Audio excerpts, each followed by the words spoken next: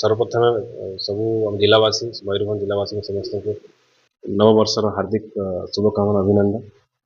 मु आशा करुँची आपण मैंने समस्ते सुस्थ रुहतु। सुस्थ रहा मैंने एफिशिएंटली काम करें।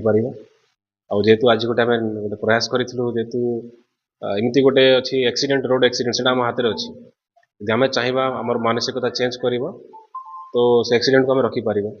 तो जिला स्तर में मोर ब्लॉक स्तर में आज गोटे समस्त कहला फर्स्ट प्रथम जनवरी 31 जनवरी पर्यंत आम रोड सेफ्टी मंथ चलो से आम ट्राए करूँ लोक सचेतनता करने। रोड एक्सीडेंट रे 383 जनक गत थर मृत्यु होती मयूरभंज जिले में गोटे बहुत बड़ नंबर अच्छे जोटा चाहिए आम कंट्रोल कर।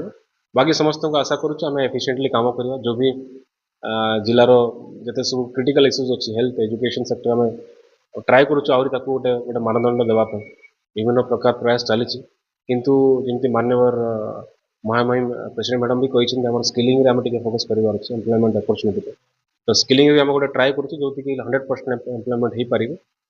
माइनिंग एरिया अच्छे मयूरभंज केवझर एरिया तो सेठी हम ट्राए कर जो पिला एम्प्लॉयमेंट अपॉर्चुनिटी देवा से चाकरी पाएंगे।